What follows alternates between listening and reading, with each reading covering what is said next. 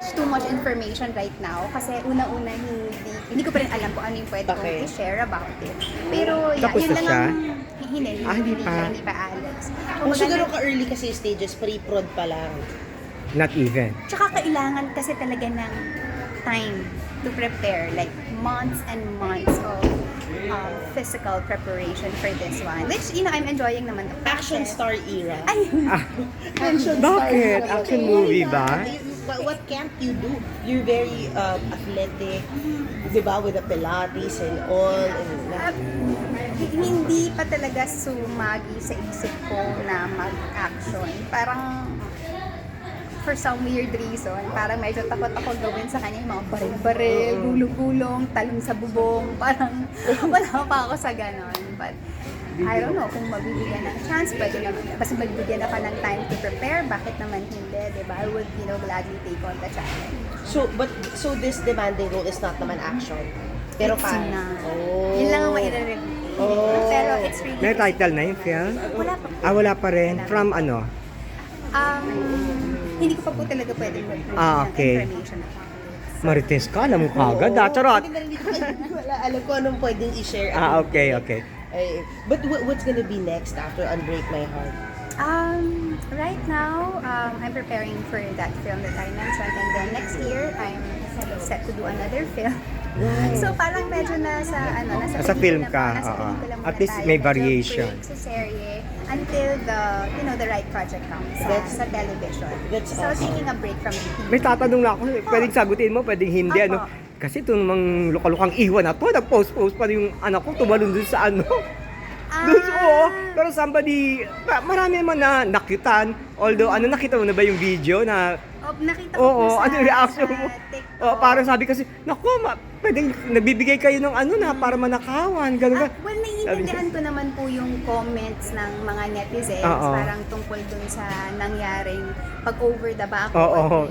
Ni 30, kasi oo. umuwi nga ng late, Late. so walang Oo. susi. Walang susi. So, kumbaga, kailangan niyang mga pasok ng bahay. Siguro yun lang po yung nakita niya. Pero napagsabihan mo ba siya? Or? I asked him lang about it, what happened there, Oo. ganyan. So, nasolusyonan naman po, nabibigyan na siya ng Susi. Wala yun pa naman siyang yung susi. importante, mabigyan siya ng susi. So kung tingin natin na merong problema, so solusyonan po natin, so bigyan po natin ng susi para hindi na po maulit kasi delikado. Oo baka nga. malaglag pa Oo. siya, ganyan. In this era in Ferdy's life, anong klaseng mom ka? Helicopter mom ka pa ba? Or relax ka na? Actually, hindi ko masasabi na relax. Ay, Kasi oh my college na yun. Oo, college na. So, hindi ko rin naman masasabi na masyado akong controlling. Okay. Kasi syempre, he is his own person. Of course. Hindi ko na Oo. pwede sabihin, do this, do that, whatever, ganyan. Oo. So, I'd say na, ko ngayon, as being Disciplinary. coach sa life niya. Life coach ka pala. Yun naman Hindi pala. naman life coach, pero what I'm trying to say lang is parang, parang when you do, let's say, kunyari a marathon or a race, ganyan, di ba parang during training, parang you do your thing, but your coach is always there beside you. Parang kung may nakikitang mali, magko-comment, bibigyan ka ng feedback for you to adjust, ganyan. So, parang ganun yung role ko sa buhay ng anak ko ngayon. Pero hindi ko nasabing, anak, do this, do that, don't do this. Hindi ganun eh. Kumbaga, mas, okay, at ang ginagawa mo, if I think hindi tama, then lagi namin yung dinadaan sa pag-uusap. Kasi napaka-open ng communication lines namin ng anak ko.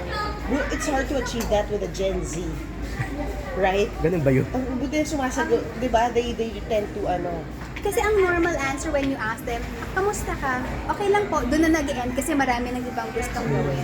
So ako naman, bilang may kakulitan, I try to as much as possible probe and try to ask questions na hindi answerable by yes or no, so that pag sumagot siya, mas may ma-explain or ma-expound, ganyan. I love it. Pero how did you feel nung pinost ni Iwa?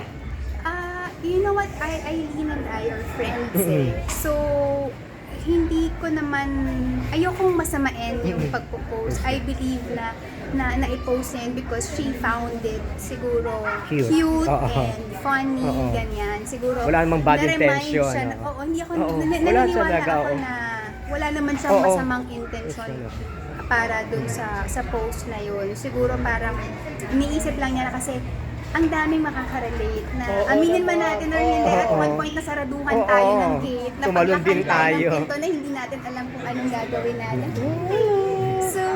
So yun lang yung akin doon. Pero hindi ko siya minamasama. That's nice. Thank Okay you